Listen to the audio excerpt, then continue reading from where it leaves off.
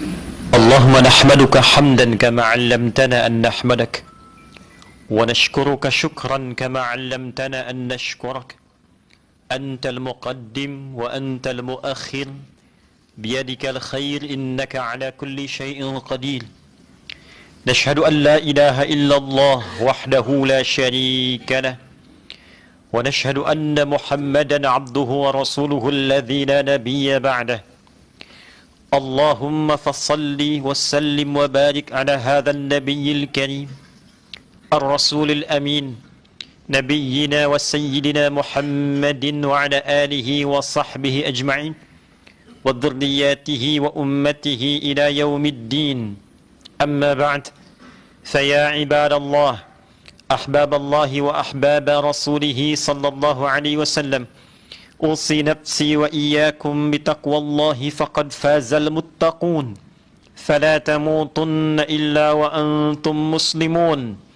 فقال تعالى: يا أيها الذين آمنوا اتقوا الله حق تقاته ولا تموتن إلا وأنتم مسلمون. Hadirin jamaah Jumat rahimani wa rahimakumullah. Mengawali khutbah ini, khatib ingin mengajak kepada diri pribadi dan kita semua tanpa kecuali untuk meningkatkan ketakwaan dan syukur kita kepada Allah Subhanahu wa taala. Alhamdulillah, di antara sekian hamba Allah yang masih berkehidupan sampai detik ini, kita yang masih memiliki kemampuan untuk beriman kepada Allah Subhanahu wa taala.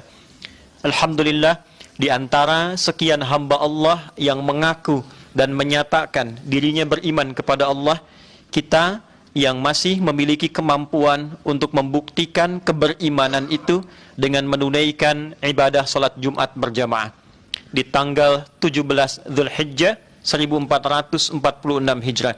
Semoga Jumat kali ini dijadikan oleh Allah Subhanahu wa taala Jumat yang mulia dan berkah untuk kita semuanya.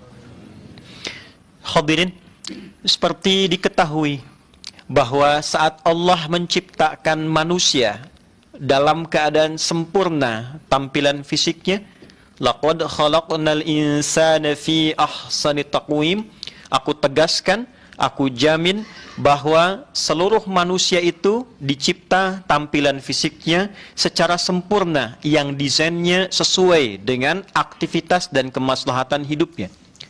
Bersamaan dengan kesempurnaan fisik ini diberikan pula kesempurnaan potensi-potensi sifat dan kemuliaan dalam hidupnya. Maka turunlah kemudian sebagai penguat Al-Quran surah ke-17 di ayat ke-70 itu, walaqad karramna bani Adam. Kesempurnaan fisik menggunakan laqad, kesempurnaan dari sifat dan potensi kebaikannya menggunakan laqad, lafaz yang sama. Dan aku tegaskan, aku yakinkan ada jaminan potensi kebaikan yang melekat pada diri setiap manusia itu, anak cucu Adam. Aku telah muliakan dengan keagunganku seluruh anak cucu Adam itu. Bersamaan dengan kemuliaan fisik ini dan potensi kemuliaan perilaku yang kelak kita kenal dengan nama akhlak itu, Allah penciptanya disebut Khaliq, satu-satunya Tuhan yang dalam firman-Nya di kitab suci menyebutkan dirinya Khaliq hanyalah Allah Subhanahu wa taala. Didapatkan di dalam Al-Qur'an surah ke-15 Al-Hijr di ayat ke-28. Wa idz qala rabbuka lil malaikati inni khaliq. Dan ingatlah, pahami, pelajari, ketika dengan keagunganku aku berfirman, ya Rabbu Muhammad sallallahu alaihi wasallam, aku Rabbmu berfirman pada malaikat dan memviralkan, akulah Khaliq yang akan mencipta makhluk baru bernama Bashar. Hadirin, penciptaannya disebut dengan khalaq. Iqra bismi rabbikal ladzi khalaq. Yang terciptanya disebut dengan makhluk. Kita makhluk. Potensi kebaikan yang melekat pada makhluk tercipta itu disebut dengan akhlak. Akumulasinya disebut dengan khuluq. Wa innaka la'ala khuluqin azim. Jadi ada khalaq, menciptakan, khaliq yang mencipta, makhluk kita yang dicipta. Tampilannya sempurna. Laqad khalaqnal insana fi ahsani taqwim. Bawaan sifatnya disebut dengan khuluq. Nanti praktek kehidupan yang kita bawa dari bawaan sifat itu menjadi sikap, namanya akhlak. Maka mata punya potensi sifat baik ketika memandang. Ketika dipraktekkan, mata berakhlak, lisan berakhlak, tangan berakhlak, kaki berakhlak. Untuk menjaga kesempurnaan sikap dan sifat ini, maka diturunkanlah oleh Allah panduan. Yang dengan panduan itu memandu seluruh bagian tubuh kita sehingga tampil dengan kesempurnaannya. Fisiknya sempurna dalam bersikap, akhlaknya sempurna pula dalam menampilkan sifat. Maka dengan itulah, karena pedoman ini begitu penting, maka diturunkanlah ia di waktu yang istimewa, di momentum yang istimewa, di hari yang istimewa, di bulan yang istimewa. Dan diperingatilah setiap keistimewaan itu, bahkan setiap pekan, dan sekali selama sebulan dalam setahun. Dia turun di momentum yang istimewa, dalam satu momentumnya kebaikan bernilai lebih daripada 1000 bulan. Dikenal dengan malam Al-Qadar. Wa ma adraka ma Lailatul Qadar, Lailatul Qadri khairum min alfi syahr. Harinya Jumat, kemudian menjadi sayyidul ayyam, penghulu para hari. Dan dengan alasan itulah salah satunya kita menunaikan ibadah Jumat, untuk memuliakan panduan kehidupan ini dan mengingatkan bahwa itu penting untuk menata dan meniti jalur kehidupan kita yang baik dan terarah. Kemudian bulannya dinamakan dengan Ramadan. Maka akumulasi keseluruhannya untuk menunjukkan keagungan, petunjuk, dan keistimewaan itu untuk menjaga sikap dan sifat kita dalam berkehidupan sehingga bahagia di dunia dan di akhirat. Itu yang kita sebut hasanah fid dunya wal akhirah. Diabadikan di Al-Quran surah kedua Al-Baqarah di ayat ke-201 itu. Wa minhum may yaqulu rabbana atina fid dunya hasanah wa fil akhirati hasanah wa qina adzabannar. Maka demi menunjukkan pentingnya keagungan, baik momentum, waktu, apalagi inti dari pedoman ini, Allah berfirman di Al-Quran surah kedua Al-Baqarah di ayat 185. Syahru Ramadan alladhi unzila fihi al-Quran hudan linnas wa bayyinatin minal huda wal furqan. Syahrul Ramadan alladhi unzila fihi al-Quran. Bulan Ramadan yang di bulan itu Anda semua menunaikan ibadah puasa selama 1 bulan itu untuk memberikan satu isyarat petunjuk, mendapatkan pedoman berkehidupan yang sangat istimewa. Apa pedoman itu? Itulah Al-Quran yang diturunkan di bulan Ramadan saat kita menunaikan ibadah puasa itu. Pertanyaannya, apakah Al-Quran itu sekedar firman Allah yang menguatkan mukjizat Rasulullah sallallahu alaihi wasallam, mengukuhkan dan melahirkan diktit beliau sebagai seorang nabi dan rasul terakhir yang diutus? Apakah hanya berisi 114 surah, 30 juz yang ketika dibaca setiap hurufnya kemudian berpotensi melahirkan 10 pahala kebaikan? Kalla, ternyata tidak, lebih daripada itu. Allah langsung memberikan penekanan. Tujuan turunnya Al-Quran bukan sekedar dibaca. Bacaan itu instrumen untuk mengantarkan pada pengetahuan. Yang dengan tahu itu, kemudian kita mendapatkan bimbingan untuk diamalkan. Apakah Anda sengaja belajar bahasa hanya untuk bisa memahami sesuatu? Apakah sekedar untuk baca saja? Atau paham isinya? Bukankah Anda baca koran agar mengerti isinya? Bukankah Anda mengakses internet untuk mengetahui informasinya? Bagaimana mungkin Anda bisa mengetahui tanpa membacanya? Perbedaan antara firman Allah, mukjizat Rasulullah, dengan kalam biasa, dengan karya manusia biasa, membaca saja sudah ada nilai pahala di dalamnya untuk menunjukkan itu ibadah. Anda baca koran, itu rutinitas bacaan. Anda baca Al-Quran, ada nilai ibadah di dalamnya. Apa yang membedakan ibadah dengan rutinitas? Ada pahala melekat di dalamnya. Tapi poinnya adalah, bacaan itu mengantarkan kepada terbukanya akses informasi. Data diolah menjadi informasi, informasi diolah menjadi knowledge, knowledge kemudian membimbing bagian tubuh kita untuk berperilaku. Nah, semua akumulasi itu disimpulkan oleh Al-Quran dengan satu kata saja. Hudan namanya. Hudan linnas. Perhatikan perbedaan antara penegasan di dalam Al-Quran bagi setiap wahyu berupa kitab yang diturunkan pada setiap nabi sebelum Nabi Muhammad SAW, baik bentuknya suhuf, lembaran-lembaran, ataupun langsung disatukan menjadi kitab, pedoman yang dibawa berkehidupan. Nabi sebelum Nabi Muhammad SAW, seluruh bentuk akumulasi panduannya itu hanya diarahkan membimbing umat tertentu saja. regionnya saja, di lokal domestiknya saja. Nabi Musa alaihi salam diutus untuk komunitas namanya Bani Israel, tidak luas. Maka ketika diturunkan Taurat kepada beliau, dibatasi Taurat itu hanya untuk Bani Israel. Quran surah ke-17 misalnya, ketika kita dapatkan di ayat yang kedua, wa ataina Musal kitaba wa ja'alnahu hudal li Bani Israel. Dan kemudian kami berikan satu penunjuk legalitas Musa itu seorang rasul.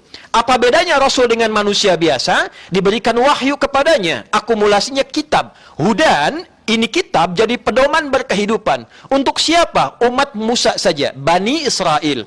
Demikian pula dengan Injil di Al-Maidah, disebutkan hudan li Bani Israel. Demikian pula dengan Zabur pada masa Nabi Daud alaihissalam, untuk umatnya saja. Nabi Ibrahim dapat suhuf untuk umatnya saja. Tapi perhatikan dengan Al-Quran, bagaimana Allah menegaskan hudal linnas, untuk setiap manusia. Bukan hanya melintasi zaman setelah nabinya wafat. Risalahnya tetap abadi, untuk menunjukkan dan menegaskan ini rasul yang terakhir. Pembuktian kitabnya tidak ada perubahan. Dari sejak diturunkan sampai dengan akhir berkehidupan, sampai kembali kepada Allah. Silahkan, Al-Quran langsung menantang. Tidak ada satupun kitab suci di muka bumi ini yang menantang pada pembacanya. Silahkan buktikan keaslian saya. Silahkan cek, silahkan analisis sampai Anda temukan kebenarannya. Dan disitulah kemudian dengan indahnya mengatakan, kalau Anda yakin silahkan beriman, belum yakin itu pilihan Anda sendiri. Lakum dinukum waliyadin. Di mana ada kitab yang menantang pembacanya, silahkan Anda buktikan, cek kebenaran saya, kata kitabnya.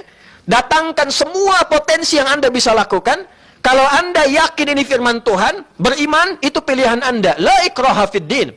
Tapi kalau Anda nggak beriman pun, lakum dinukum waliyadin. Resiko Anda tanggung saat pulang kepada Tuhan yang hak. Tapi lebih daripada itu, apa yang ingin ditegaskan dalam Al-Quran itu? Seluruh isinya adalah pedoman kita berkehidupan sebagai manusia. Melintasi zamannya. Kitabnya Taurat sekarang sudah tidak didapatkan. Injil masih banyak dicari tentang originalitasnya, perdebatannya, di validitas, dan seterusnya. Validasi menunjukkan sulit menemukan versi aslinya. Dalam tutur bahasa yang disampaikan oleh Nabi Isa alaihissalam. Zabur, cari sampai sekarang, di mana Anda temukan? Al-Quran, untuk menunjukkan ini abadi, pedomannya abadi, lintas zaman, maka pembuktiannya adalah kembali kepada kita dengan keyakinan bagaimana kita bisa menerima itu untuk diamalkan dalam kehidupan. Kesimpulan pertama, Allah menurunkan Al-Quran bukan sekedar jadi kitab bacaan yang dibaca. Tapi statement pertamanya 114 surah. Dari Al-Fatihah sampai dengan An-Nas, 30 juz, 6.236 ayat, lebih dari 52.000 kosakata ada di dalamnya. Seluruhnya adalah solusi kehidupan kita. Semua persoalan kehidupan yang kita alami, rangkaian solusinya, itulah petunjuknya ada di dalam Al-Quran. Maka dipraktekkan oleh Nabi SAW, diberikan tempat oleh Allah di titik yang terendah. Allah tidak mengutus Nabi Muhammad di Romawi yang sudah maju, memiliki kemegahan kekaisarannya. Tidak juga di Persia, yang juga memiliki kemegahan kekaisarannya. Di sini ada Imperium Romawi, di sini ada kekaisaran Persia. Diapit di tengah-tengahnya ditemukan sebuah kota tandus, yang air pun sulit didapatkan, masyarakatnya titik terendah. Disitulah Nabi diutus, diturunkan Al-Quran. Apa tujuan utamanya? Untuk menunjukkan kebenaran Al-Quran. Supaya kelak tidak ada orang mengatakan, oh pantas maju umatnya Muhammad SAW. Turunnya di Persia yang sudah maju, turunnya di Romawi. Maka Allah pilihkan Mekah yang titik nadir perilakunya terdapat di situ. Penjahat paling rumit ada di situ. Pemabuk ada di situ. Pezina ada di situ. Pembunuh ada di situ. Sehingga disebut dengan jahiliyah. Yang diturunkan bukan tongkatnya Nabi Musa alaihissalam. Yang diturunkan bukan mukjizatnya Nabi Isa alaihissalam. Yang diturunkan Al-Quran untuk membuktikan bahwa ketika Quran itu diamalkan dalam kehidupan, terjadi perubahan bukan hanya personal, bukan hanya komunal, tapi menata kehidupan sosial dengan berkemajuan dan mencerahkan. Melahirkan generasi emas. Dan dibawa kemanapun, selalu tipikalnya membangun peradaban yang memajukan. Silahkan Anda cek. Orang-orang yang tadinya kasar, belajar Quran menjadi lembut. Orang yang tadinya rakus menjadi dermawan. Orang yang tadinya tertinggal menjadi maju ke depan. Orang-orang yang tadinya lekat dengan kriminal, sekarang orang-orang yang paling baik yang dikenang sepanjang zaman, melintasi zamannya. Siapa yang kenal dengan Umar bin Khattab sebelum masuk Islam? Bagaimana perilakunya? Bagaimana kemudian Abu Dzar Al-Ghifari? Bagaimana kemudian Khalid bin Walid? Silahkan gali setelah mereka masuk Islam. Berapa kekayaan Uthman sebelum masuk Islam? Berapa kekayaannya setelah mengamalkan Quran? Berapa kekayaan Abdurrahman bin Auf sebelum belajar Quran? Berapa dibandingkan setelah dia belajar Quran? Dipakai apa kekayaannya? Dipakai apa kedudukannya? Kurang hebat apa menaklukkan Afrika? Kurang hebat apa masuk ke Eropa? Sampai kemudian datang ke Yathrib yang tertinggal ekonominya, jauh perilakunya, konflik hampir 200 tahun dari dua suku besar Aus dan Khazraj, selesai dalam durasi yang sangat singkat, jadi bersaudara. Tiba-tiba jadi suasana kota, ekonominya stabil, berubah jadi suasana kota yang sangat mencerahkan. Sial di lingkungan pada masa itu. Kalau ada orang baik di kota itu, kalau ada orang hebat di kota itu, kalau pasar yang jujur di kota itu, maka yang tadinya tertinggal disebut Yathrib, maka berubah menjadi suasana kota yang mencerahkan. Dalam bahasa Arab disebut Al-Madinah Al-Munawwarah. Dibawa ke Eropa, maju. Dibawa ke Asia, maju. Saat Majapahit mulai lemah, pertikaian di dalam runtuh, Sriwijaya juga demikian, sampai kemudian Nusantara itu turun berkembang, tipis, tenggelam, tiba-tiba datang nilai keislaman, mengamalkan Qur'annya tanpa tumpah darah. Apa yang terjadi? Kerajaan-kerajaan di mana-mana. Sampai kemudian muncul Jaziratul Muluk, Jazirah, pulau-pulau dengan kerajaan, kelak dikenal Jaziratul Muluk dengan Maluku. Ada lagi kemudian yang di Sumatera, membentang sampai ke tengah ke Kalimantan, kemudian diapit dari Bantennya. Silahkan perhatikan, begitu majunya, dahsyatnya, luar biasanya. Dari mulai Sunan Gunung Jati, melahirkan anaknya, kemudian turun ke Sultan Hasanuddin, membangun Banten, tiba-tiba berapa lama? Nggak kurang dari 5 tahun. 2 tahun, 3 tahun, disebutkan Kabupaten Serang, dan jadi kemudian ibu kotanya, berkembang, koinnya sampai ke London. Ada orang pertama, Hussein Sasradiningrat, sampai belajar kemudian di Delft, di Belanda, orang Indonesia. Sebelum jadi Indonesia bahkan, orang pertama yang belajar sampai doktor. Siapa mereka? Bagaimana mereka tampil mendapatkan itu semua? Ketika punya keyakinan bahwa itu solusi. Dipraktekkan oleh Nabi kurang lebih selama 20 tahun. Dicatat, dikembangkan, diingat oleh generasi awal. Karena ingatannya bersih. Noda-noda dosanya sepi, tipis, hilang. Sehingga ingatannya kuat. Jarang mereka mencatat. Punya murid tabi'in, mulai dicatat, mulai didokumentasikan. Dikumpulkan oleh para ulama setelah hadis. Setelah itu dengan ilmu hadis. Maka dalam ilmu hadis, dibukukan panduan-panduan itu. Ayatnya apa? Hadisnya apa? Prakteknya bagaimana? Dibuatlah tema. Maka muncullah yang kita kenal dengan kitab-kitab hadis. Kitab Sahih Al-Bukhari bukan sekedar hadis dari Nabi ini apa? Ini apa? Bukan, saudara. Diberi nama Al-Jami As-Sahih Al-Musnad Al-Mukhtasar min umuri Rasulullah sallallahu alaihi wasallam wa sunanihi wa ayyamihi. Ini kumpulan tema kehidupan, solusi masalah kehidupan kita yang dihimpun berdasar petunjuk Nabi, isinya tidak bertele-tele, langsung ini topiknya apa, ayat yang terkait apa, hadisnya apa, ditempatkan di bab apa, dan inilah keseharian Nabi dalam mengamalkannya. Maka ketika Anda berinteraksi dengan Sahih Al-Bukhari, didapatkan 97 topik. Ada topik Anda, anaknya, saudaranya, kerabatnya yang masih sekolah, namanya Kitabul Ilmi. Keluarkan topik tentang pengetahuan. Apa ayat tentang pengetahuan? Maksud ayat itu apa? Hadisnya bagaimana? Prakteknya seperti apa? Jadwal belajar kapan? Menghafal kapan? Memahami kapan? Bagaimana kita paham tanpa lupa? Itu sampai didesain melahirkan orang-orang hebat, begawan pengetahuan, yang bahkan ada yang menguasai bahasa dalam 3 hari. Ada orang menguasai setelah itu di bidang ilmu pengetahuan yang kompleks. Betapa banyak kita dengar cerita, tapi tidak sedikit yang mendengar itu punya pemahaman untuk meniru orang yang pernah sukses di masa lalu itu. Saudara, ada bab tentang bisnis namanya Kitabul Buyu'. Anda silahkan perhatikan, siapapun yang berbisnis menerapkan konsep itu tidak pernah kembali modal. Semua selalu untung. Bahkan Barat berusaha menggali, meneliti, memakai itu dan menghilangkan nama nilai-nilai keislamannya. Hanya untuk menggali bagaimana kehebatan konsep di dalamnya. Kenapa kita tidak keluarkan ayatnya? Anda pebisnis, sekian lama berbisnis, pernahkah mengeluarkan ayat-ayat dalam Al-Quran tentang bisnis? Pernahkah melihat hadis-hadis Nabi SAW tentang prakteknya? Saudara, itu nilainya, panduan. Zamannya boleh berbeda, tapi ketika nilai itu diamalkan dalam kehidupan, jaminannya 100%. Anda manusia menjamin, Anda percaya. Ini Allah memberikan janji. Masa kita tidak percaya? Nabi memberikan contoh. Kalau tidak percaya ditanya, di mana keimananmu?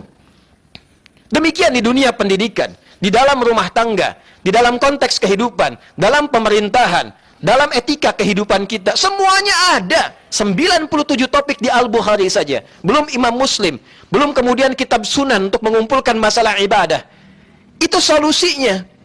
Jadi kalau saat ini tidak digunakan, dan digunakan kemudian yang lain, dalam konteks Anda ingin belajar, itu pilihan. Tapi ketika punya masalah, jangan mengeluh kepada Tuhan. Ya Allah, saya punya masalah begini. Ditanya balik sama Allah. Lalu kenapa ketika saya beri solusi, kamu nggak pakai? Kamu pakai yang lain. Ketika punya masalah, ngadunya sama saya. Saya pakai, berikan kepada engkau bimbingan, berikan kepada engkau pedoman, engkau tidak gunakan. Kata Allah, jangan konsumsi ini. Anda konsumsi juga. Dengan pertimbangan menurut pengetahuan begini. Pengetahuan yang masih kemudian divalidasi kembali. Ini berkata A, ini berkata B, sudut pandangnya banyak. Allah yang menciptakan kita, tahu tentang kita, ini ada manfaatnya. Tapi bukan buat kamu. Ini fungsi diciptakan untuk yang ini. Kalau kamu makan, kamu sakit. Dimakan juga. Begitu dimakan, kemudian mengatakan, ya Allah, sembuhkan saya sakit. Saya sudah berikan kamu petunjuk. Kenapa kamu langgar? Inilah yang kemudian terjadi dalam kehidupan. Dilarang bermaksiat, dikerjakan maksiat. Dilarang zina, dikerjakan zina. Jauhi LGBT, dikerjakan LGBT. Diminta tinggalkan judi, dikerjakan judi. Diminta jangan mabuk, kerjakan mabuk. Diminta jangan berselisih, masih berselisih juga. Diminta jangan bohong, masih bohong. Diminta tinggalkan hoax, masih mengerjakan hoax. Dan ketika mendapatkan akibat dari perbuatan itu, kemudian mengatakan, ya Allah, salah saya apa? Jumat inilah yang kembali menyadarkan kita, setidaknya mari kita kembali kepada Al-Quran. Dengan cara yang benar. Tidak akan pernah bertentangan dengan nilai-nilai kehidupan kita. Karena ini perintah yang diturunkan oleh Allah. Nggak mungkin bertentangan dengan konsep manapun. Karena semuanya baik. Apalagi di negara kita, alhamdulillah, dijamin oleh undang-undang. Negara menjamin kemerdekaan tiap-tiap penduduk untuk memeluk agamanya masing-masing dan beribadah menurut agama dan kepercayaannya itu. Pasal 29 di ayat yang kedua. Dan tidak akan mungkin bertentangan. Tidak akan mungkin. Malah difasilitasi. Sholat, kita disiapkan musolanya, masjidnya, kesepakatannya. Mau haji, bahkan sekarang dibuat BP hajinya. Mau zakat, ada basnasnya. Malah difasilitasi. Tinggal pertanyaannya, dari sekian orang zakat itu mengerti nggak dengan fikih zakat? Sekian orang sholat dengan banyak masjidnya, ratusan ribu, musolanya, paham nggak tentang bacaan yang kita kerjakan dalam sholat? Jangan-jangan selama ini rukuk, sujud, nggak ngerti yang dibaca. Bagaimana sholat bisa mencegah perbuatan keji dan mungkar, sementara yang dibaca itu tidak dipahami? Kenapa dulu orang baru baca Al-Fatihah langsung jadi baik? Kenapa Ali bin Abi Thalib dengar azan langsung bergetar? Kenapa Abu Bakar As-Siddiq dengar takbir langsung gemetar dan menangis? Karena tahu isinya. Betapa kita hidup belasan puluhan tahun untuk sekedar Al-Fatihah saja belum sempat punya waktu untuk menggalinya. Saudara, Jumat ini dikatakan berkah. Berkah itu artinya ziyadatul khair wastimraruhu. Bertambahnya nilai kebaikan dan konsisten menjaga itu sampai wafat. Maka cara untuk baik, kembalilah kepada tuntunan yang telah Allah berikan, contohkan, dan dipraktekkan dalam kehidupan. Tidak ada sejarahnya. Tidak ada sejarahnya. Orang mengamalkan Quran itu tidak maju, nggak ada sejarahnya. Tidak baik, nggak ada sejarahnya. Ahli Quran yang benar boleh jadi apapun. Tidak harus Anda menjadi seorang ustadz semuanya, kiai semuanya. Silahkan Anda jadi insinyur, silahkan Anda menjadi pegawai, silahkan jadi bisnismen, silahkan jadi apapun yang Anda inginkan dalam kehidupan, tapi pegang Quran dalam kehidupan Anda, cintai Nabi dengan salawat kita, dan praktekkan itu. Rasakan bedanya, bedakan rasanya, dan pasti akan terasa bedanya. Pertanyaan terakhir Quran adalah, ketika ini semua sudah disampaikan, dan mengerti apa yang dipahami, pertanyakan balik, fa'aina tadhhabun? Quran surah 81 ayat 26. Setelah semua keutamaan Quran disampaikan dan keistimewaannya, fa'aina tadhhabun? Allah bertanya balik, sekarang keputusanmu apa? Engkau mau kemana? Apa yang engkau siapkan? Tapi pada akhirnya kita semua akan kembali kepada Allah Subhanahu wa Ta'ala. Sebagai suami, pernahkah mengeluarkan ayat-ayat tentang suami dalam Al-Quran? Sebagai ayah, pernahkah mengeluarkan ayat-ayat tentang ayah dalam Al-Quran? Dan sebagai pada akhirnya Quran itulah yang akan jadi hujah kita di akhirat kelak, imma memuliakan atau menjatuhkan orang-orang yang berinteraksi dengannya dalam kehidupan.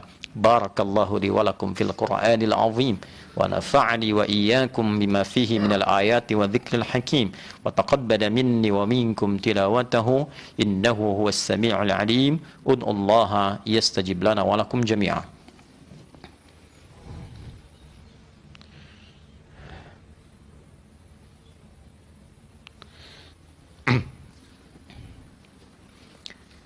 Alhamdulillah wassalatu wassalamu ala rasulillah nabiyyina wa sayyidina Muhammad ibn Abdullah wa ala alihi wa sahbihi ajma'in wa man walah. Amma ba'd. فيا عباد الله أحباب الله وأحباب رسوله صلى الله عليه وسلم أوصي نفسي وإياكم بتقوى الله فقد فاز المتقون فلا تموتن إلا وأنتم مسلمون. فقال تعالى يا أيها الذين آمنوا اتقوا الله حق تقاته ولا تموتن إلا وأنتم مسلمون. Hadirin, sebelum kita berdoa, khatib menyimpulkan singkat saja.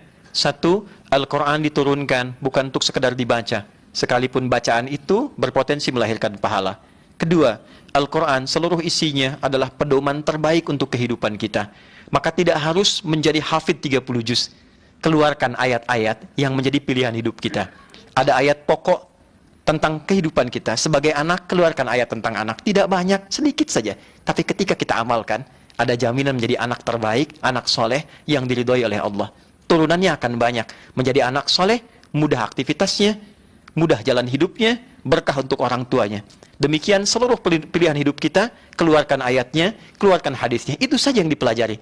Teman-teman yang tergabung dalam DKM, yang mungkin hadir di Jumat ini, kerjasama dengan sekitarannya. Tidak harus dibahas semua. Mungkin topik A, ini kajian tentang bisnis, cari ustadz yang ngerti di bidangnya, bahas ayatnya, bahas hadisnya, praktekkan dalam kehidupan dengan nilai-nilainya. Demikian pula mungkin yang kehidupannya di kepolisian, di ketentaran,